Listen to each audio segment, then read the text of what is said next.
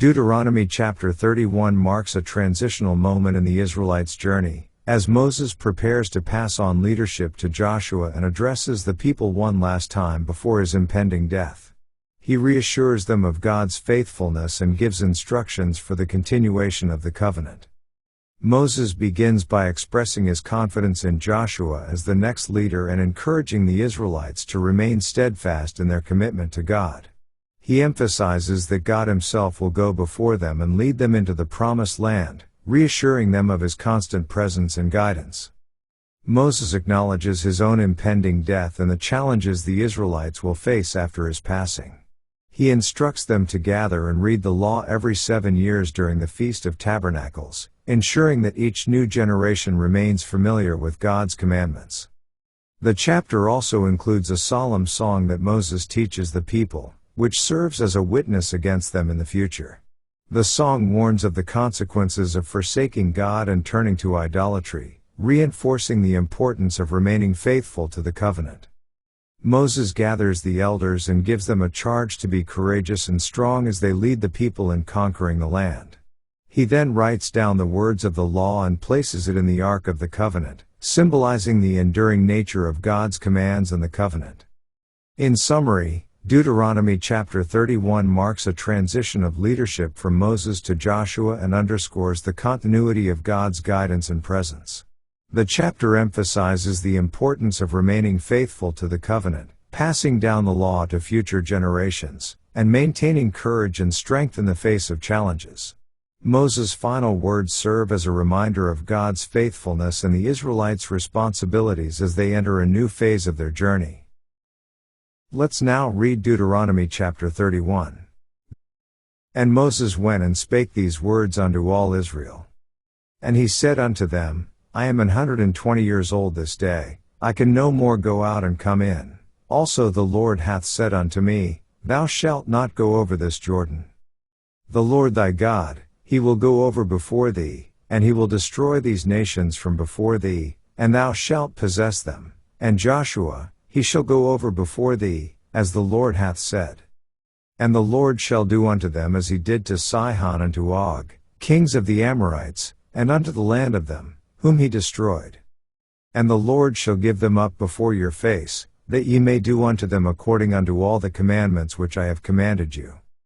Be strong and of a good courage, fear not, nor be afraid of them, for the Lord thy God, he it is that doth go with thee, he will not fail thee, nor forsake thee.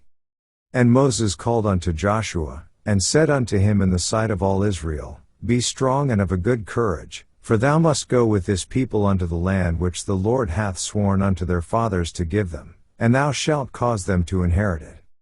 And the Lord, he it is that doth go before thee, he will be with thee, he will not fail thee, neither forsake thee, fear not, neither be dismayed.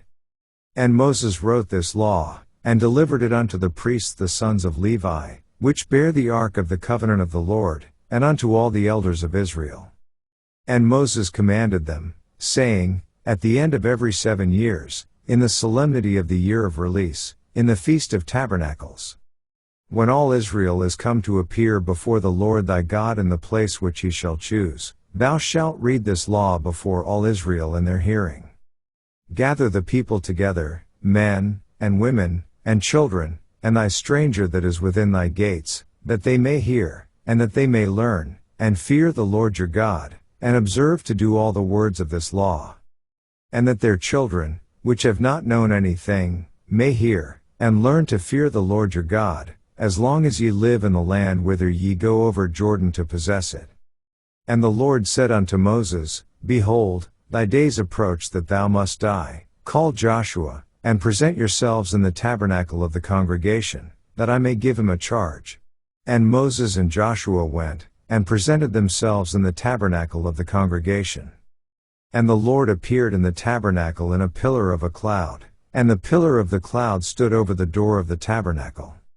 And the Lord said unto Moses, Behold, thou shalt sleep with thy fathers, and this people will rise up, and go a-whoring after the gods of the strangers of the land, whither they go to be among them, and will forsake me, and break my covenant which I have made with them. Then my anger shall be kindled against them in that day, and I will forsake them, And I will hide my face from them, and they shall be devoured, and many evils and troubles shall befall them, so that they will say in that day, Are not these evils come upon us, because our God is not among us? And I will surely hide my face in that day for all the evils which they shall have wrought, in that they are turned unto other gods. Now therefore write ye this song for you, and teach it the children of Israel, put it in their mouths, that this song may be a witness for me against the children of Israel. For when I shall have brought them into the land which I swear unto their fathers, that floweth with milk and honey, and they shall have eaten and filled themselves, and waxen fat, then will they turn unto other gods, and serve them, and provoke me, and break my covenant. And it shall come to pass, when many evils and troubles are befallen them, that this song shall testify against them as a witness, for it shall not be forgotten out of the mouths of their seed, for I know their imagination which they go about, even now, before I have brought them into the land which I swear. Moses therefore wrote this song the same day, and taught it the children of Israel. And he gave Joshua the son of Nun a charge, and said, Be strong and of a good courage, for thou shalt bring the children of Israel into the land which I swear unto them, and I will be with thee. And it came to pass, when Moses had made an end of writing the words of this law in a book, until they were finished, that Moses commanded the Levites, which bear the ark of the covenant of the Lord, saying, Take this book of the law, and put it in the side of the ark of the covenant of the Lord your God, that it may be there for a witness against thee. For I know thy rebellion, and thy stiff neck. Behold, while I am yet alive with you this day, ye have been rebellious against the Lord, and how much more after my death? Gather unto me all the elders of your tribes, and your officers, that I may speak these words in their ears, and call heaven and earth to record against them. For I know that after my death ye will utterly corrupt yourselves, and turn aside from the way which I have commanded you, and evil will befall you in the latter days, because ye will do evil in the sight of the Lord, to provoke him to anger through the work of your hands. And Moses spake in the ears of all the congregation of Israel the words of this song, until they were ended. This ends our reading of Deuteronomy chapter 31.